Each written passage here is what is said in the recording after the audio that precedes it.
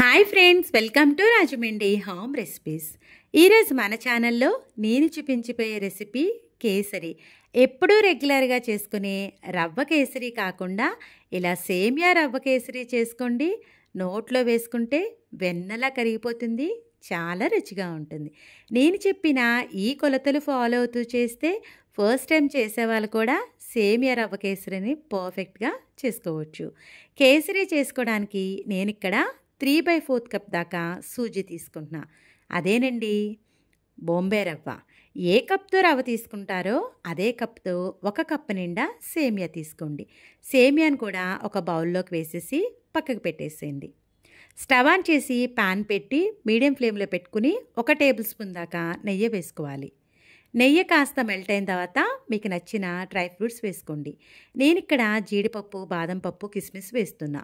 లో to medium ఫ్లేమ్లో పెట్టుకుని నేతిలో డ్రై ఫ్రూట్స్ వేయించుకొని ఒక ప్లేట్లోకి తీసేసుకోవాలి. అదే నేతిలోకి పక్కన పెట్టుకున్న రవ్వను వేయించుకోవాలి. కేసరికి ఇలా రవ్వ వేయించడం వల్ల కమ్మగా ఉండి చాలా బాగుంటుంది. లో టు మీడియం ఫ్లేమ్లో పెట్టుకుని రవ్వను దోరగా వేయించుకోండి. లైట్గా కలర్ చేంజ్ అయ్యే వరకు కలుపుతా ఫ్రై చేయండి. రవ్వను మరీ మాడకుండా ఇలా దోరగా లైట్ కలర్ చేంజ్ అయితే సరిపోతుంది. స్టవ్ ఆఫ్ చేసేసి ప్లేట్లోకి రవ్వనంతా కూడా తీసేసుకోవాలి. అదే ప్యాన్లోకి మరొక టేబుల్ స్పూన్ దాకా నెయ్యిని వేసుకోండి. పక్కన పెట్టుకున్న సేమియాని వేసుకుని లో టు మీడియం ఫ్లేమ్లో పెట్టుకుని సేమియా కాస్త గోల్డెన్ కలర్ వచ్చే వరకు కలుపుతా ఫ్రై చేసుకోవాలి. ఇలా నేతిలో సేమియాని రవ్వ వేయించడం వల్ల కేసరి చాలా బాగుంటుంది. చూస్తున్నారు కదా, సేమియా ఇలా లైట్ గోల్డెన్ కలర్ వస్తే సరిపోతుంది. సేమియా రవ్వ కేసరిలో సేమియా ఉడకడానికే టైం పడుతుందండి. ముందుగా సేమియాని అయితే ఉడికించుకోవాలి.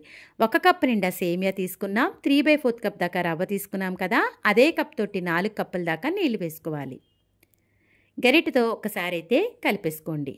స్వీట్ టేస్ట్ ఎన్హాన్స్ అవ్వడానికి, తినేటప్పుడు వికారం లేకుండా ఉండడానికి కొద్దిగా సాల్ట్ వేస్తున్నా. మూత పెట్టేసి మీడియం ఫ్లేమ్లో ఒక 10 నిమిషాలు కుక్ చేసుకుంటే సేమియా అనేది ఉడికిపోతుంది. 10 నిమిషాల తర్వాత మూత తీసి గరిటెతో ఒకసారి అయితే కలిపేసేయండి.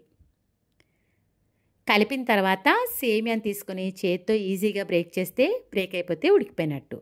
సేమియా ఉడికిన తర్వాత మాత్రమే రవ్వను వేసుకోవాలి. పక్కన పెట్టుకున్న రవ్వను వేసుకుని లో ఫ్లేమ్లో పెట్టుకొని ఉండలు లేకుండా కలుపుతా మిక్స్ చేయండి. చూస్తున్నారు కదా, రవ్వ అనేది మనకి ఉడకడం అయితే స్టార్ట్ అయింది. మూత పెట్టేసి లో ఫ్లేమ్లో 5 నుంచి 10 నిమిషాల పాటు కుక్ చేసుకోండి.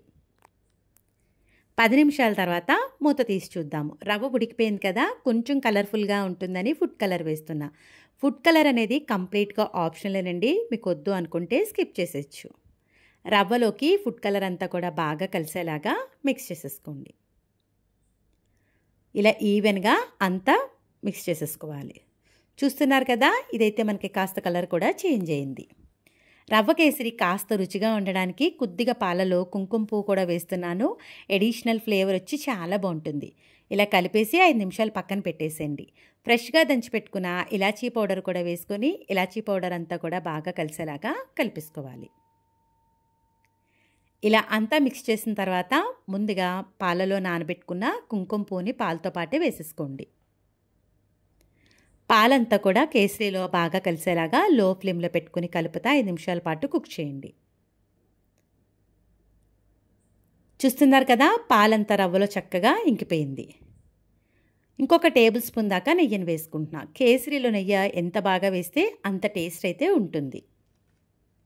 నెయ్యి అంతా కూడా ఈవెన్గా బాగా మిక్స్ చేసేసుకోండి. ఇలా మిక్స్ చేసిన తర్వాత ఏ కప్తో మనం రవ్వ తీసుకున్నామో అదే కప్ తోటి 1.5 కప్ దాకా షుగర్ని వేసుకోండి. ఈ స్వీట్ అయితే సరిపోతుందండి. మీరు బాగా స్వీట్గా తినేలా అయితే ఇంకొక టేబుల్ స్పూన్ దాకా షుగర్ వేసుకోండి. లో ఫ్లేమ్లో పెట్టుకుని షుగర్ అంతా కూడా రవ్వలో బాగా కలిసేలాగా కలిపేసుకోవాలి. ఇలా 5 నిమిషాల పాటు కలుపుతూ ఉండేటప్పటికి షుగర్ అంతా కూడా మెల్ట్ అవ్వడం అయితే స్టార్ట్ అవుతుంది. చూస్తున్నారు కదా, షుగర్ ఇలా మెల్ట్ అయిన తర్వాత మూత పెట్టేసి లో ఫ్లేమ్లో మరొక 5 నిమిషాల పాటు కుక్ చేసుకోండి. 5 నిమిషాల తర్వాత మూత తీసి చూద్దాము. చూడండి, షుగర్ అంతా చక్కగా మెల్ట్ అయిపోయి బాగా కలిసిపోయింది. గరిటెతో ఒక్కసారి అయితే మిక్స్ చేసేసి లో ఫ్లేమ్లో మరొక 5 నిమిషాల పాటు కుక్ చేసుకోండి. కేసరిని ఇలా కాస్త పల్చగా ఉన్నప్పుడే స్టవ్ ఆఫ్ చేసేసుకోవాలండి. ఇది చల్లారిన తర్వాత మరి కాస్త థిక్నెస్ అయితే వస్తుంది. ముందుగా నేతిలో వేయించుకున్న డ్రై ఫ్రూట్స్ అంతా కూడా వేసేసి బాగా మిక్స్ చేసేసుకోండి. ఇలా మిక్స్ చేసిన తర్వాత ఇలా పల్చగా ఉన్నప్పుడే స్టవ్ ఆఫ్ చేసేసుకోండి. ఇది చల్లారిన తర్వాత మరి కాస్త థిక్నెస్గా అయితే తయారవుతుంది. అంతే, ఎంతో రుచికరంగా ఉండే సేమియా రవ్వ కేసరి అయితే రెడీ అయిపోయింది. సేమియా రవ్వ కేసరి తయారు చేయడం ఇంత ఈజీగా అనిపించేసింది కదా. వీడియో నచ్చింది కదా, ఒక్క లైక్ ఇచ్చేసేయండి. మీరిచ్చే లైక్ వల్ల మన వీడియో ఇలాంటి మరికొంతమందికి అయితే రికమెండ్ అవుతుంది. చూస్తున్నారు కదా, చల్లారిన తర్వాత కొంచెం గట్టిపడింది. ఇంకెందుకు ఆలస్యం, నేను చెప్పిన ఈ కొలతలు ఫాలో అవుతూ మీరు కూడా సేమియా రవ్వ కేసరిని ట్రై చేసి ఎలా వచ్చిందనేది మీ అమూల్యమైన ఫీడ్బ్యాక్ని నా కామెంట్ సెక్షన్లో తెలియజేయడం మర్చిపోవద్దు. మీ అందరికీ నా వీడియో నచ్చిందనే అనుకుంటున్నా.